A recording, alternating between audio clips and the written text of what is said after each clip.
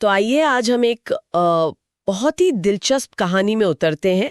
ये पुरुषोत्तम क्षेत्र से जुड़ी है कंडू मुनि की कहानी। जी, व्यास जी ने इसका वर्णन किया है। एक महान तपस्वी की कथा है ये। हाँ, उनकी तपस्या, फिर कैसे वो मोह में पड़े और अंत में उन्हें परम गति कैसे मिली, इस पर आज हम गहराई से बात करेंगे। देखते क्या कुछ सीखने को मिलता है। बिल्कुल। कंडू मुनि, देखिए, वो कोई साधारण ऋषि नहीं थे। पुरुषोत्तम क्षेत्र में रहते थे, जी, जिसे भगवान जगन्नाथ की भूमि भी कहते हैं ना। हाँ वही। हाँ, और वो सत्यवादी थे, जितेंद्रिय थे, मतलब गुणों से भरपूर थे। तेज भी बहुत था उनमें। और उनकी तपस्या सुना है बहुत ही कठोर थी। क्या ये सच है? मतलब किस हद तक? जी हाँ, अत्यंत कठोर। जैसे गर्मियों में वो पंचांगनी तप करते थे, 5 अग्नियों के बीच। बाप रे। और बारिश में खुले आसमान के नीचे सोते थे, सर्दियों में गीले कपड़े पहनकर रहते थे। इतनी कठिन तपस्या!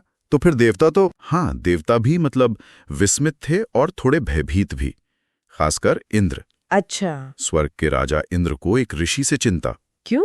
उन्हें डर था कि कहीं कंडू मुनि अपने तप के बल से इंद्र का पद ही न छीन लें। ये डर अक्सर रहता है देवताओं में। ये दिलचस्प है। तो इंद्र ने फिर क्या चाल चली? कोई विघ्न डाला होगा? बिल्कुल। उन्होंने अपनी सबसे सुंदर अप्सराओं में से एक प्रमलोचा, उसको चुना। प्रमलोचा? हाँ, और उसकी मदद के लिए कामदेव, वसंत ऋतु और मलय वायु को भी साथ भेजा। योजना थी मुनि की तपस्या भंग करने की। और क्या वो कामयाब हुए? मुनि ही तो जितेंद्रिय थे, फिर कैसे? देखिए, जब प्रमलोचा आश्रम पहुंची तो वसंत और मलय पवन ने माहौल पहले ही एकदम नंदनवन जैसा बना दिया था, बहुत मनमोहक। अच्छा। फिर प्रमलोचा ने वीणा बजाकर गाना शुरू किया, बहुत मधुर स्वर में, और कामदेव ने भी अपना असर दिखाया। तो मुनि का ध्यान टूट गया। हाँ, पहले तो उन्होंने संगीत सुना, सोचा ये कौन गा रहा है। फिर जब उन्होंने प्रमलोचा को देखा, वो इतनी सुंदर थी कि मुनि मोहित हो गए। तो मतलब उनका संयम। वो अपना सब कुछ भूल गए। स्नान, ध्यान, जप, होम सब छोड़कर उन्होंने प्रमलोचा का हाथ पकड़ा और उसे आश्रम ले गए। पूरी तरह से उसके साथ विहार में रम गए।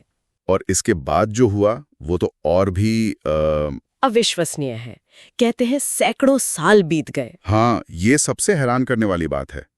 पूरे 907 साल, 6 महीने और 3 दिन। 907 साल! और मुनि को क्या लगा? उन्हें लगा जैसे बस एक ही दिन बीता हो, सुबह से शाम हुई हो बस। ये कैसे हो सकता है?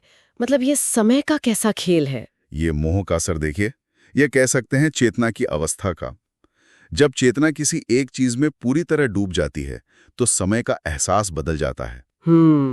जब भी प्रमलोचा कहती कि उसे अब जाना चाहिए, मुनि उसे नोक लेते थे। कहते थे, अभी तो सुबह हुई है, शाम तक रुक जाओ। पर एक दिन तो सच्चाई सामने आई होगी। हाँ, एक दिन मुनि शाम की संध्या करने के लिए थोड़ी हड़बड़ी में उठे, ये सोचते हुए कि दिन ढल रहा है। तब प्रमलोचा ने हंसते हुए उन्हें बताया। क्या बताया? कि महाराज, दिन नहीं, आपके 907 वर्ष, 6 महीने और 3 दिन बीत चुके हैं मेरे साथ। हे भगवान! ये सुनकर तो मुनि के पैरों तले जमीन खिसक गई होगी। क्या प्रतिक्रिया थी उनकी? उन्हें बहुत गहरा सदमा लगा, तीव्र पश्चाताप हुआ। वो खुद को धिक्कारने लगे, कहने लगे, हाय, मुझ दुराचारी को धिक्कार है, मेरी सारी तपस्या नष्ट हो गई। गुस्सा भी आया होगा प्रमलोचा पर? श्राप वगैरह दिया? नहीं, और यही इस कहानी की खास बात है। उन्होंने प्रमलोचा को कोई श्राप नहीं दिया। ये तो बड़ी बात है। क्यों नहीं दिया? उन्होंने सारा दोष खुद को दिया। उन्होंने माना कि गलती उनकी थी, वो अपनी इंद्रियों पर विजय नहीं पा सके, वो अजितेंद्रिय निकले। वाह, ये पश्चाताप की पराकाष्ठा है, अपनी गलती मानना। बिल्कुल। उन्होंने प्रमलोचा को शांति से जाने दिया। वैसे एक और अजीब बात हुई। जब वो जा रही थी, उसके शरीर से जो पसीना निकला उसे पेड़ों ने पी लिया और उससे मारीशा नाम की कन्या का जन्म हुआ। अच्छा, ये भी एक अलग प्रसंग है। तो तपस्या भंग होने और इतने गहरे पश्चाताप के बाद कंडू मुनि ने क्या किया? वापस गए पुरुषोत्तम क्षेत्र? हाँ, वे पश्चाताप से भरे हुए थे। वो वापस उसी पवित्र क्षेत्र में गए और इस बार भगवान विष्णु की आराधना में लग गए। उन्होंने ब्रह्मपार स्तोत्र का जाप किया। और भगवान ने उनकी पुकार सुनी, उन्हें दर्शन दिए। जी हाँ, भगवान विष्णु उनकी सच्ची भक्ति और स्तुति से बहुत प्रसन्न हुए। वो प्रकट हुए और कहा, मुनि, वर मांगो। तो मुनि ने क्या मांगा? फिर से तपस्या का बल या कुछ और? नहीं, अब उन्हें संसार की सच्चाई दिख गई थी। उन्होंने कहा, प्रभु, ये संसार नश्वर है, दुखों से भरा है। मुझे कोई सांसारिक चीज नहीं चाहिए, मुझे बस मोक्ष प्रदान कीजिए। और भगवान ने? और भगवान उनकी सच्ची भावना और पश्चाताप देख चुके थे। उन्होंने कंडू मुनि को अपना भक्त माना और कहा, तुम्हारी भक्ति इतनी सच्ची है कि इससे तो चांडाल भी परम पद पा सकता है, तुम्हें मोक्ष अवश्य मिलेगा।